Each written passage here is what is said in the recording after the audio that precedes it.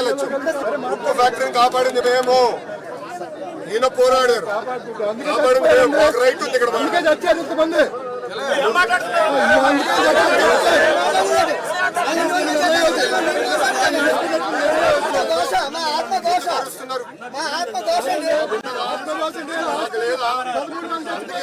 ఇంత దూరం.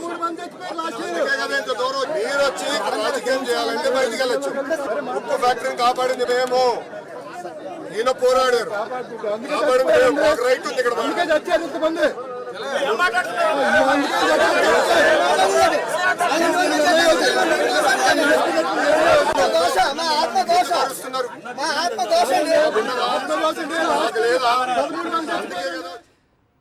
రైట్. ఇదే అంశంపై మాజీ మంత్రి గుడివాడ అమర్నాథ్ స్పందించడానికి ఆయన మనకు అందుబాటులోకి వచ్చారు. మాట్లాడదాం. అమర్నాథ్ గారు నమస్తే అండి. సార్, ఇప్పుడు మీరు మాజీ మంత్రిగా, నాయకులుగా, ప్రస్తుతం జిల్లావాసిగా చెప్పండి, ఏదైనా దుర్ఘటన జరిగినప్పుడు మీరు అనేక మార్లు వెళ్ళుంటారు, చాలామంది నాయకులు వెళ్ళుంటారు, సాక్షాత్తు మాజీ ముఖ్యమంత్రి కూడా వెళ్ళిన సంఘటనలు చాలా చూసాం. కానీ ఎక్కడ వాగ్వాదం చేయాలి, ఎక్కడ ఆగ్రహం వ్యక్తం చేయాలి, ఎక్కడ వివరణ ఇవ్వాలి, ఇవేమీ లేకుండా ఈరోజు లోకేష్ ప్రవర్తించిన తీరుని అందరూ కూడా విస్మయం వ్యక్తం చేస్తున్నారు. ఎలా చూడాలి సార్? ఏం జరుగుతోంది అసలు? ఇదంతా అంటే ఎంత అంటే ఒక హిట్లర్, ఒక డిక్టేటర్షిప్ అనేటువంటిది ఈ రోజు రాష్ట్రంలో చూస్తున్నాం. అందుకనే కదా రాష్ట్రంలో అంబేద్కర్ గారి రాజ్యాంగం కన్నా రెడ్ బుక్ రాజ్యాంగం అనేటువంటి నడుస్తుంది. ఎవరికి మేము సమాధానం చెప్పాల్సినటువంటి బాధ్యత మాకు లేదు, అవసరం కూడా మాకు లేదు అనేటువంటి విధంగా వ్యవహరిస్తూ ఉన్నారు. నిన్న మేము ఇన్సిడెంట్ కి వెళ్ళినప్పుడు అక్కడ ఆ పరిస్థితులు చూస్తే ఎంత హృదయ విదారకమైనటువంటి ఇన్సిడెంట్ అంటే స్టిల్ ఇప్పటికీ కూడా 8 మంది చనిపోతే ఎవరి బాడీ ఎవరితో తెలియనటువంటి పరిస్థితుల్లో ఇంకా కుటుంబ సభ్యులు ఉన్నారు. అంటే ఎంత ఆనందంతో వాళ్ళు ఉంటారనేటువంటి చూడాలి. ఆయన వచ్చి ఏం మాట్లాడుతుంటే మీ ఇంట్లో ఎవరు చచ్చిపోలేదు కదా అంటే, ఈ కార్మిక సంఘాలు అనేటువంటి ఏ రకంగా ఉంటాయంటే, కార్మికులు అనేక దాదాపు 2-3 దశాబ్దాలుగా పనిచేస్తున్నటువంటి వారందరూ కూడా కుటుంబ సభ్యుల్లా కలిసి పనిచేసేటువంటి ఒక సంస్థలో నీ ఇంట్లో ఎవరు చచ్చిపోలేదు కాబట్టి నువ్వు రాజకీయం చేస్తున్నావు కదా అనేటువంటి మాట మాట్లాడడం అనేటువంటిది చాలా ఆశ్చర్యం కలిగిస్తా ఉంది. అంటే ఇది ఎంత డిక్టేటర్షిప్ గా కనిపిస్తా ఉంది అనేటువంటిది ప్రజలు కూడా గమనిస్తా ఉన్నారు. ఈ రోజు స్టీల్ ప్లాంట్ విషయంలో కూడా నిన్న మేము అంతా అబ్జర్వ్ చేసిన తర్వాత, యూనియన్ లీడర్స్ తో మాట్లాడిన తర్వాత, కొంతమంది ఎంప్లాయీస్ తో డిస్కస్ చేసిన తర్వాత మాకు అర్థమైంది ఏంటంటే, లాస్ట్ 2 years లో అంటే కూటమి ప్రభుత్వం అధికారంలోకి వచ్చిన తర్వాత లేఅవుట్స్ అనేటువంటి అంటే కాంట్రాక్ట్ ఎంప్లాయీస్ దాదాపు 6,500 మంది తీసేశారు. ఎంప్లాయీస్ ని బలవంతంగా వాలంటరీ రిటైర్మెంట్ పెట్టించి ఒక 2,000 నుంచి 2,500 మందిని తీసేశారు. అలాగే వయసు రీత్యా రిటైర్ అయిపోయినటువంటి వారు ఇలా 10-11 మంది దాని నుంచి రిటైర్ అయిపోయినటువంటి వారు, వాలంటరీ రిటైర్మెంట్ పెట్టుకున్నటువంటి వారు, ల్యాండ్ తొలగించినటువంటి వారు ఉంటే ఈ ఎంప్లాయీ 30 అయిపోయిన తర్వాత 10 మంది చేయాల్సినటువంటి ఉద్యోగాన్ని 3-4 చేస్తూ ఉంటాం. సో ఈ ప్రెషర్ అనేటువంటి వాటి మీద పడుతుంది. దానికి సంబంధించినటువంటి సేఫ్టీ మెజర్స్ ఇవన్నీ చూసిన తర్వాత డెఫినెట్ గా ఒక ప్లాన్ ని ఏదో రకంగా దీన్ని రెగ్యులేట్ చేయాలనేటువంటి ఒక ఆలోచన ఇప్పుడు ఉన్నటువంటి కూటమి ప్రభుత్వానికి కనబడుతూ ఉంది అనేటువంటిది ప్రజలందరూ కూడా నేను అంతా డిస్కస్ చేస్తూ ఉన్నాను.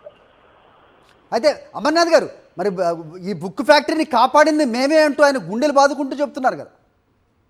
అదే అంటున్నా కదా, మేము గతంలో మేము చేసింది చెప్పుకోలేకపోయాం, ఇది ఏమీ చేయలేకపోయినా అన్ని మేమే చేసినట్టుగా చెప్పేటువంటి ప్రయత్నం చేస్తా ఉన్నారు. గతంలో 2021లో దీని మీద డిస్ఇన్వెస్ట్మెంట్ వైపు ఇది ప్రైవేట్ పరం చేస్తామని చెప్పి నిర్ణయం తీసుకున్న తర్వాత 3 సంవత్సరాలు మేము అధికారంలో ఉన్నాం. 3 సంవత్సరాలు మేము అధికారంలో ఉన్నట్టుగా ఏ ఒక్కరి మీద కేసు పెట్టడం కానీ, ఏ ఒక్కరి ఉద్యోగం నుంచి తొలగించడం కానీ, ఏ ఒక్కరికి హౌస్ బ్యాంక్ ఎలవేసిలో ఆపేయడం కానీ, లేదా జీతాలు సమయానికి ఇవ్వకుండా ఉండడం కానీ ఏ రోజు జరగలేదు. ఎందుకు లాస్ట్ 2 years నుంచి జరుగుతూ ఉంది? మేమే చేసాం, మేమే కాపాడాం అనేటువంటి మాట చెప్తాం. ఇవన్నీ ఎందుకు జరుగుతూ ఉన్నాయి? వారికి బోనస్లు లేవు, ఇన్సెంటివ్స్ లేవు, హాస్పిటల్లో ఫెసిలిటీస్ లేవు, వారికి ఇవ్వాల్సినటువంటి హౌస్ రెంట్ ఎలవెన్స్ లేవు, 4.5 నెలలుగా జీతాల్లో ఇవన్నీ చేసి మేము కాపాడాలంటే అడుగుతాడు. ఈరోజు చివరికి 8 మంది ప్రాణాలు పోయేటువంటి దానికి ఈరోజు మీరు కారణమయ్యారు. తప్పకుండా ఇది ప్రభుత్వ హత్యలు కానీ ప్రభుత్వ హత్యలు కానీ గమనించాలని చెప్పుకుంటాం. అయితే ఒక రాజకీయ పార్టీగా, లేకపోతే ఒక రాజకీయ నాయకులుగా, ఒక ప్రత్యక్ష పార్టీగా మీరు ప్రశ్నిస్తే మీ మీద కేసులు ఉంటాయి, మీరు ప్రశ్నించకూడదు అనేది ప్రజలందరూ ఈరోజు గమనిస్తున్నారు. అయితే కార్మికులు ఇలాంటి దుర్ఘటన జరిగినప్పుడు ఖచ్చితంగా ప్రశ్నిస్తారు. వాళ్ళు ప్రశ్నలకి సమాధానం చెప్పాలి, లేదంటే తర్వాత మాట్లాడదామని చెప్పాలి, ఓ భరోసా ఇవ్వాలి, వాళ్ళకి ఎంతటి పరిహారం ఇస్తున్నారో చెప్పాలి. అదేమి లేకుండా మీ ఇంట్లో వాళ్ళు ఎవరు చనిపోలేదు కదా అని మాట్లాడుతున్నారు. సో వాళ్ళకి పాపం తెలియదేమో ప్రశ్నించకూడదు ఇక్కడ అనేది. ఏమంటారు? అంటే ఈ సడన్ గా తీసుకుని వచ్చి ఏదో ఒక సామెత ఉంటుంది, సడన్ గా ఎక్కడో దాన్ని తీసుకుని వచ్చి కుటుంబం తీసుకొచ్చి కనకపుస్తకం కూర్చోబెడితే ఏ రకమైనటువంటి ప్రవర్తన చేస్తుందో ఆ రకమైనటువంటి ప్రవర్తన కనిపిస్తాం.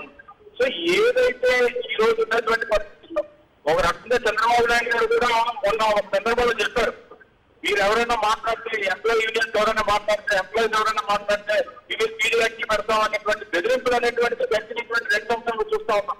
సో కనీసం నోరేస్తే ఎక్కడ ఇబ్బందులు పడతామనే భయంతో ఈరోజు ఎంప్లాయీస్ అంతా కూడా ఉన్నారు. సో ఈ రకమైనటువంటి ఒంటెత్తి పోకల్లో ఈ రకమైనటువంటి కేంద్రంతో ధోరణితో ఎక్కువ కాలం నిలబడం తప్పకుండా సూపాటు అనేటువంటి వస్తుంది. సూపాటు రోజు మీరు ఏ రకంగా ప్రదర్శించి వ్యతిరేకమైనటువంటి తప్పకుండా నిలచూడవలసినటువంటి పరిస్థితి. అమర్నాథ్ గారు, మీ ఫోన్ లైన్లో కొంచెం డిస్టర్బెన్స్ గమనిస్తున్నామండి. నా మాట వినిపిస్తుందా మీకు అమర్నాథ్ గారు? గతంలో ఒక కెమికల్ ఫ్యాక్టరీలో గ్యాస్ లీక్ అయ్యి జరిగిన దుర్ఘటనలో మీ ప్రభుత్వం రాగానే ₹1 కోటి ఎక్స్గ్రేషియా ప్రకటించింది. ఇక్కడ నేను ఇది చెప్పడం కాదు, అక్కడికి వచ్చిన ప్రజలు మాట్లాడుతుండడం కూడా ఇంతకుముందు కనిపించింది. సో ప్రభుత్వాల్లో ఆ నిబద్ధత ఉండాలి, నిజంగా ఆదుకోవాలనే హృదయం ఉండాలి. ప్రస్తుతం అది కరువైంది అనుకోవచ్చా? హ్యుమానిటేరియన్ గ్రౌండ్స్ అనేటువంటిది ఏ లీడర్ కన్నా ఉండాల్సినటువంటి మెయిన్ క్వాలిటీ సార్.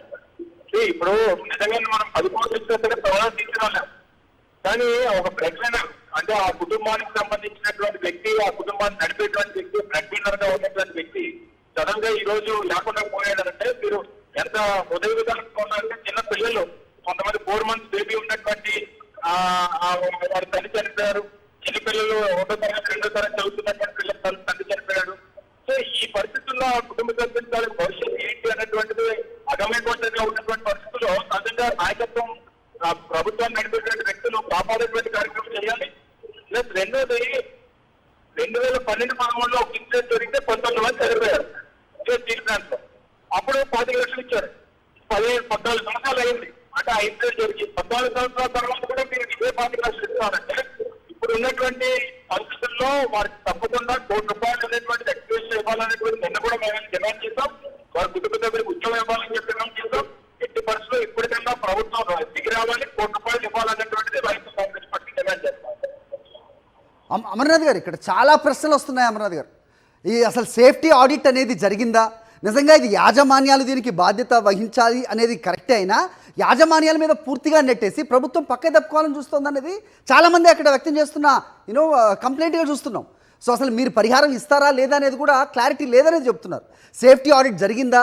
అసలు ఈ బ్యాటరీ 30 ఏళ్లుగా మార్చలేదు అనేది కూడా వినిపిస్తున్న క్రమంలో మరి ఇలాంటి సిచ్యువేషన్లో అక్కడ వర్క్ అట్మాస్ఫియర్ ఉంటే అక్కడ వాళ్ళకి ప్రాణాలకి అసలు ఎలాంటి భద్రత ఉంది అనే ప్రశ్నలు కూడా వస్తున్నాయి అమర్నాథ్ గారు.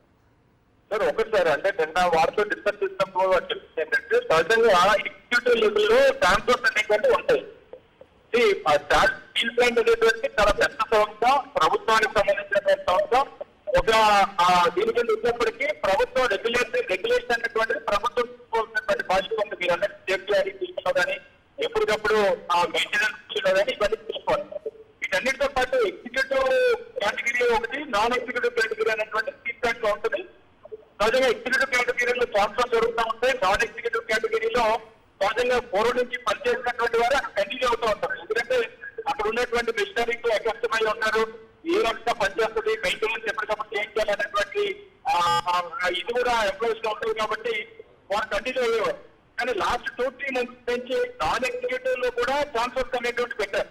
అంటే ఒక యూనిట్ లో పనిచేసినటువంటి వారిని తీసుకొని వచ్చి పక్క యూనిట్ లో పెట్టడం, ఈ యూనిట్ లో పనిచేసిన వాళ్ళు ఇంకో యూనిట్ లో పెట్టడం అనేటువంటి పెట్టడం వల్ల మీరు అన్నట్టు ఎప్పుడో ఓల్డ్ మెషినరీ అంటే 30 సంవత్సరాల క్రితం నుంచి ఉన్నటువంటి మెషినరీని ఏ రకంగా మెయింటైన్ చేయాలన్నా లేకపోతే ఏ రకంగా ఇది పరిస్థితి ఏ రకంగా ఉంటుంది అనేటువంటిది కాస్త అవగాహన లోపైనటువంటి ఉంటుంది.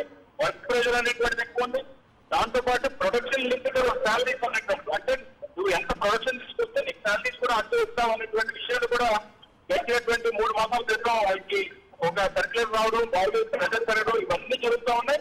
సో ప్రభుత్వం తాలూకా బాధ్యత రెగ్యులేషన్ అనేటువంటిది అంటే ఈ సేఫ్టీ ఆడిట్ విషయంలో కానీ, మెయింటెనెన్స్ విషయంలో కానీ, వీళ్ళకి సేఫ్టీ మెజర్స్ తీసుకునేటువంటి విషయంలో కానీ పూర్తి లాభాలు కనిపిస్తా ఉన్నాయనేటువంటిది శాఖలో అవుతా ఉంది. అమర్నాథ్ గారు, సార్ విశాఖ ఉక్కు అంటేనే నిజంగా ప్రతి తెలుగువాడికి ఒక ఎమోషన్. అలాంటిది అక్కడ పనిచేసే కార్మికులకి లేదంటే మీరు అక్కడ స్థానిక నాయకులు మీకు ఎలాంటి బంధం ఉంటుంది అనేది ప్రత్యేకంగా చెప్పనక్కర్లేదు. అలాంటి పరిస్థితుల్లో అక్కడికి వచ్చిన నాయకులు మీరు మంత్రిగా చేశారు, ప్రశ్నిస్తారు, ఖచ్చితంగా వాళ్ళ ఎమోషన్స్ హైగా ఉంటాయి. ప్రశ్నించినప్పుడు ఏ రకంగా స్పందించాలి అనేది ఒక దట్ ఈస్ అ మినిమం అవగాహనగా చూడాల్సిన అవసరం ఉంటుంది కదా. అలాంటిది మంత్రి తీరుని ఏ రకంగా చూడాలి క్లుప్తంగా చెప్పండి సార్. చెప్పాను కదా సార్, మీకు కుక్కర్ తీసుకుని వచ్చి కనకపు సింహాసనం మీద కూర్చొని పెడితే ఏ రకంగా ప్రవర్తిస్తుందో ఈ రోజు ఈ వ్యక్తి తాలూకు ప్రవర్తన ఆ రకంగా ఉంది. ఈ అంటే ఒకసారి తీసుకునే మినిమం కామన్ సెన్స్ కదండి. ఒక ఇంట్లో ఒక ప్రాణం పోతే మొన్న ఎన్ని ఇన్సిడెంట్స్ చూస్తాం. మొన్న సింహాచలంలో గోడపల్లి 7 చనిపోయారు. ఇప్పుడు ఇది జరిగింది. గతంలో మీరు వెళ్ళి గోదావరి పుష్కరాల్లో స్నానం చేస్తే 30 మంది ప్రాణాలు బలికొన్నారు. అంటే వీరికి ప్రాణాలు తీయడం అనేటువంటిది, ప్రాణాలు పోతే దానికి పెద్ద నష్టం లేదు అనేటువంటి అభిప్రాయం వాళ్ళకు ఉన్నటువంటి వ్యక్తులతో ఏం మాట్లాడతాం. అటువంటి వ్యక్తిత్వం ఉన్నటువంటి వ్యక్తులు ఈ రోజు మన ప్రభుత్వాన్ని నడుపుతూ ఉన్నారంటే మన రాష్ట్రం ప్రవేశం చేసుకున్నటువంటి దౌర్భాగ్యంగానే చూడాలి. థ్యాంక్ యూ అమర్నాథ్ గారు.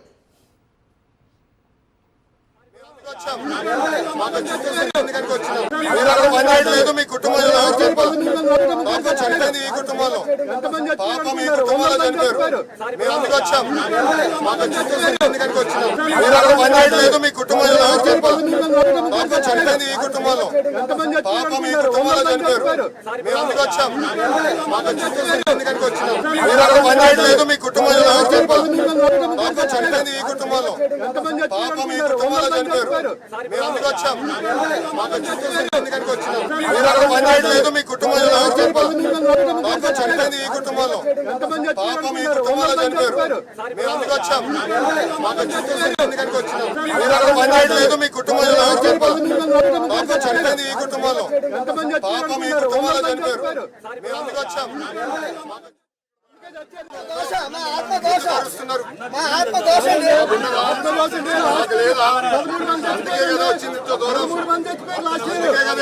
మీరు వచ్చి ఇక్కడ రాజకీయం చేయాలంటే బయటికి వెళ్ళొచ్చు.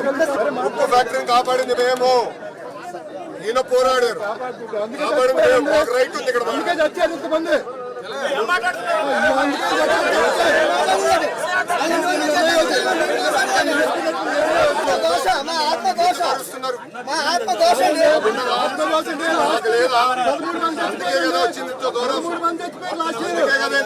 మీరు వచ్చి ఇక్కడ రాజకీయం చేయాలంటే బయటికి వెళ్ళొచ్చు. ఉక్కు ఫ్యాక్టరీని కాపాడింది మేము.